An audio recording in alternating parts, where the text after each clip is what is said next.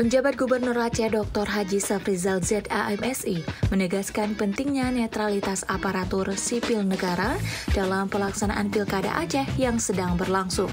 Safrizal menekankan bahwa ASN yang terbukti tidak netral akan ditindak tegas sesuai dengan peraturan yang berlaku. Pernyataan ini disampaikan Safrizal dalam wawancaranya dengan awak media usai menghadiri apel gelar pasukan dalam rangka pengamanan Pilkada serentak tahun 2024 di wilayah Aceh.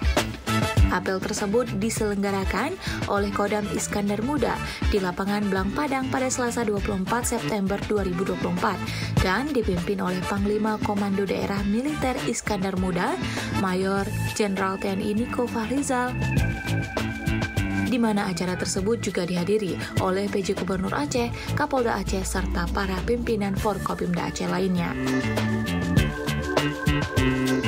PJ Gubernur berharap Pilkada Aceh dapat berlangsung kondusif tanpa insiden apapun, sehingga semua tahapan pemilihan dapat berjalan sukses hingga penetapan Gubernur dan Wakil Gubernur Aceh yang definitif.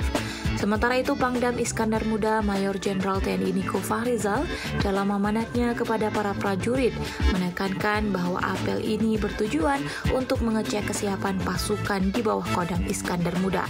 Pangdam menyebutkan bahwa 6.375 prajurit dari berbagai satuan akan dikerahkan ke sejumlah wilayah Kodim dan Korem di seluruh Aceh. Ia juga mengingatkan bahwa beberapa tahapan awal Pilkada telah berjalan dengan baik mulai 25 September akan memasuki masa kampanye. Menurut Pangdam, kolaborasi Forkopimda menjadi kunci sukses kelancaran seluruh proses Pilkada. Kodam akan terus bekerja sama dengan Polda dan pemerintah Aceh untuk memastikan keamanan.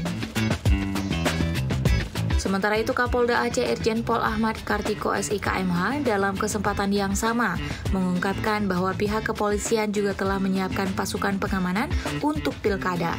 Kapolda menambahkan bahwa pengamanan tidak hanya terbatas pada tempat pemungutan suara, tetapi juga pada pengawalan logistik Pilkada, surat suara, proses rekapitulasi suara, hingga pengamanan para pasangan calon kepala daerah dari tingkat provinsi hingga kabupaten kota.